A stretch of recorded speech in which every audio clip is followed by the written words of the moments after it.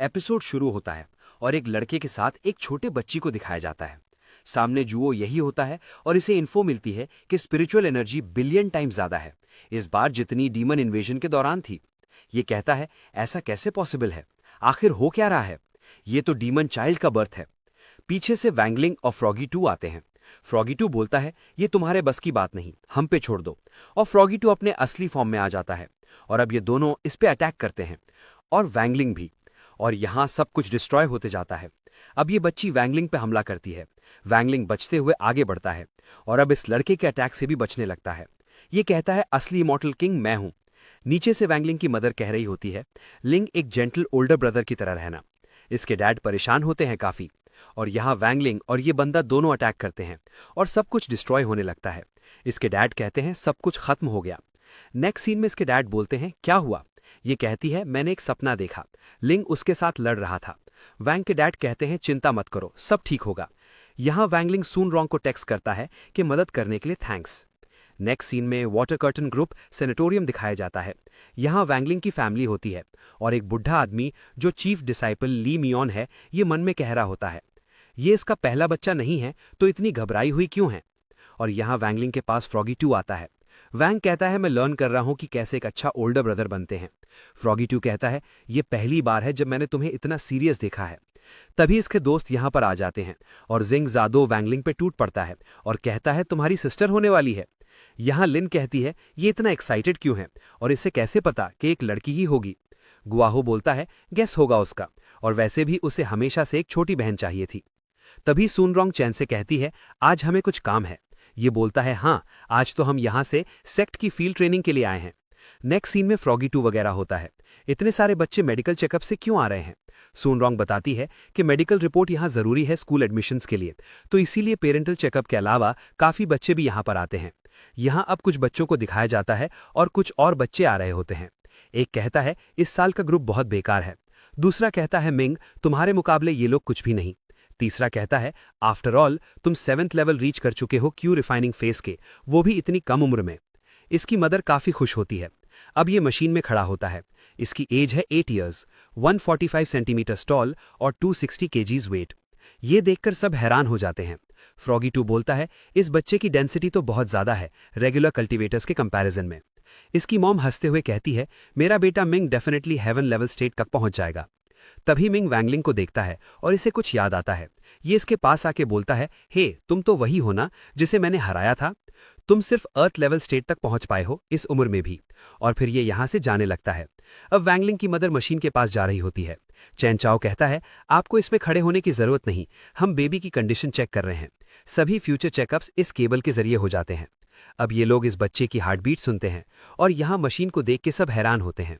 ये बुढ़ा आदमी कहता है मैंने कभी इतनी पावरफुल हार्ट बीट नहीं देखी। दूसरा कहता है ये तो एक सॉन्ग की तरह है। मिंग तभी पीछे मुड़ के देखता है और जोर से चिल्लाता है। यहां सब डांस कर रहे होते हैं और मिंग ये सब देख के गुस्से में होता है। सून बोलती है अब कुछ नहीं है क्या। वैंग की मॉम रोते हुए बोलती है ज्यादा एनर्जी होना हर बार सही नहीं होता, ऊपर से ये 2 बंदे देख रहे होते हैं। बड़ा वाला कहता है कैप्टन ये बच्चा इतना भी बुरा नहीं। छोटा कहता है और वो जो उस औरत के पेट में है वो भी बढ़िया है। तो दूसरा कहता है लेकिन एक unborn child Lord spirit emperor के लिए यूजफुल नहीं है। छोटा कहता है इसे रिकॉर्ड कर लेते हैं, एक दिन जरूर काम आएगा। हमारा बड़ा प्लान एक्सेप्शनल किड्स को ढूंढना है।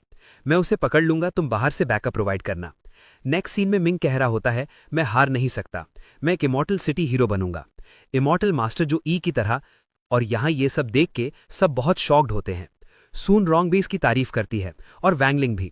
तभी पीछे से ये बंदा आता है और मिंग को पकड़ने वाला होता है, लेकिन तभी इसे वैंगलिंग रोक लेता है। ये कहता है तुमने मुझे कैसे ढूंढा। वैंगलिंग कहता है तुम्हारी किलिंग इंस्टिंक्ट्स बहुत ही ऑब्वियस थी। सून रॉन्ग वैंग से कहती है कैमराज ऑफ हो गए हैं और वैंगलिंग तभी इसे नीचे घुसा देता है। अब वैंगलिंग की मॉम के बेबी की स्पिरिचुअल एनर्जी चेक करी जाती है और तभी यहां पर तेज रोशनी निकलती है जिसे देख के सब हैरान होते हैं। गुआहो कहता है ये बच्चा पैदा भी नहीं हुआ है और इतनी स्पिरिचुअल एनर्जी। यहां स्पिरिचुअल एनर्जी और बढ़ने लगती है और सब बहुत ज्यादा डर जाते हैं और ये ग्लास भी फट जाता है। तभी वैंगलिंग अपनी पावर का यूज करके सबकी मेमोरी इरेज कर देता है। सून रॉन्ग कहती है तुमने मेरी मेमोरी इरेज करना भूल गए। वैंगलिंग कहता है हमने प्रॉमिस कर रखा है, सही कहा ना। तभी सून रॉन्ग देखती है कि वो भाग गया है बंदा। वैंगलिंग कहता है कोई नहीं, मैंने ये जानबूझ के किया।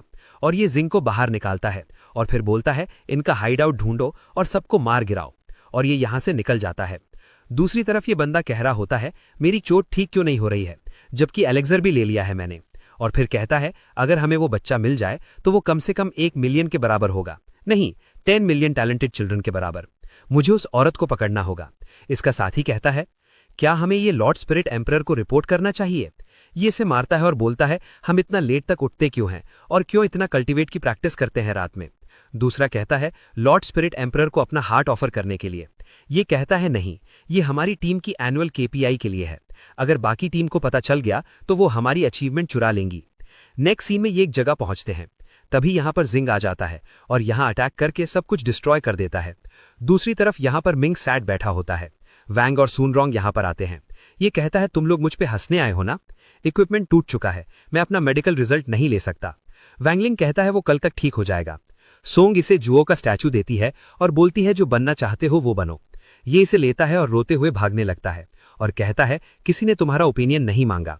फिर ये आगे जाके कहता है बिग ब्रो एंड सिस मैं अपना बेस्ट दूंगा। नेक्स्ट सीन में एक जगह दिखाई जाती है, एक मॉन्स्टर जैसी चीज कह रहा होता है कुछ अनएक्सपेक्टेड चेंजेस हो चुकी हैं, लेकिन प्लान फिर भी ट्रैक पे है, और ये बंदा स्माइल करता है।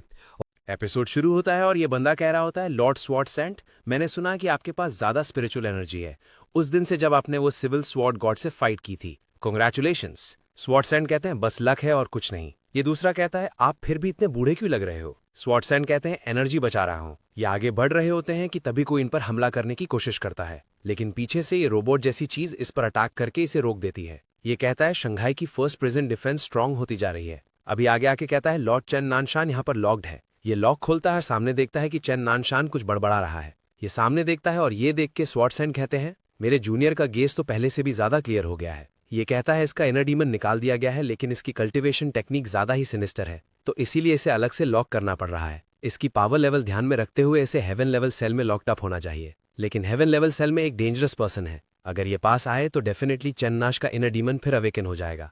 अभी आगे बढ़ रहे होते हैं, ये बंदा कहता है मुझे आपसे एक मदद चाहिए। नेक्स्ट सीन में स्कूल प्रिंसिपल इन्हें कहते हैं कि तुम मैनुअल फील्ड असाइनमेंट के लिए सेलेक्ट करे गए हो। सुनरोंग इस मिशन के बारे में पूछती है। प्रिंसिपल कहते हैं इस मिशन का थीम इसके रूम में है, टेस्ट की लोकेशन शंघाई फर्स्ट प्रिजन है और गोल है टेस्ट करना कि न्यू सेल कितना ज्यादा बढ़िया है। तुम कोई भी मेथड यूज कर सकते हो सेल को तोड़ने के लिए। ये सुन के ये तीनों कहते हैं फिर तो उसे दोबारा बनाना पड़ेगा, और यहाँ वांगलिंग कुछ इंपॉर्टेंट चीज के बारे में सोच रहा होता है। नेक्स्ट सीन में वांगलिंग के मॉम और डैड कहते हैं कि हमारे पास तुम्हारे लिए एक इंपॉर्टेंट मिशन है।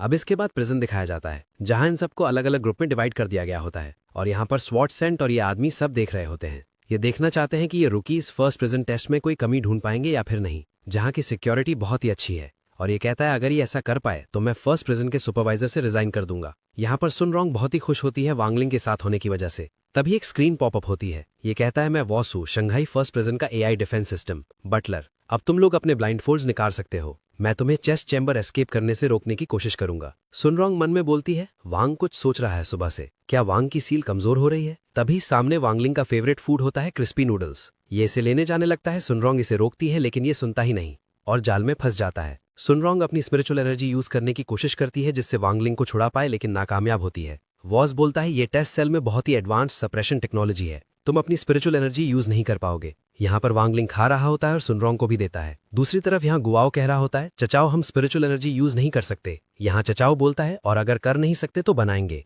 और ये फायर एलिमेंट से स्पिरिचुअल एनर्जी क्रिएट करके अटैक करता है, लेकिन इसका भी कुछ फायदा नहीं होता और ये पीछे जाकर गिरते हैं। वॉस इन्हें एक और मौका देता है और सामने इनके एक क्वेश्चन होता है जिसे देख के गुआओ कहता है ये तो आउट ऑफ सिलेबस है और नीचे गिर जाता है। दूसरी तरफ यहाँ पर फ्रॉगी 2 और लिन साथ मिलकर अटैक कर रहे होते हैं, लेकिन कुछ भी नहीं होता। फ्रॉगी 2 कहता है मेरे पास कैनन अटैक भी है, और इसके ऊपर चढ़ जाता है और अटैक करने वाला होता है कि तभी लिन इसे नीचे पटक के कहती है यू फॉरवर्ड। दूसरी तरफ यहाँ पर अलार्म बजने लगता है और अनाउंसमेंट होती है कि प्रिजन ब्रेक हो रहा है अर्थ लेवल सेल में। यहाँ पर सुनरोंग कहती है वांग कुछ हो रहा है, तभी वांगलिंग इस प्रिजनर को उठा के ऊपर फेंक देता है। ये देख के वॉस बोलता है ऐसा कैसे हो सकता है। ये आगे बढ़ते हैं। सुनरोंग क्वेश्चन देख के बोलती है ये डिफिकल्ट है लेकिन मैं इसे सॉल्व कर सकती हूँ, मुझे सिर्फ 10 मिनट दो। लेकिन वांगलिंग इस पे अपनी उंगली रखता है और इसे भी तोड़ देता है। वांगलिंग बोलती है ये एआई अभी भी रिकॉर्ड कर रहा है। वांगलिंग कहता है तो फिर इसे भी मिटा देते हैं। सुनरोंग बोलती है ये बहुत एक्सपेंसिव है, तो क्यों ना मैं बात करूँ इससे, और जाके बोलती है क्या तुम प्रिटेंड कर सकते हो कि तुमने कुछ भी नहीं देखा, और ये अपनी मेमोरीज इरेज कर देता है डर के मारे। अब ये बाहर निकलते हैं और इनके सामने वही रोबोट आ जाता है।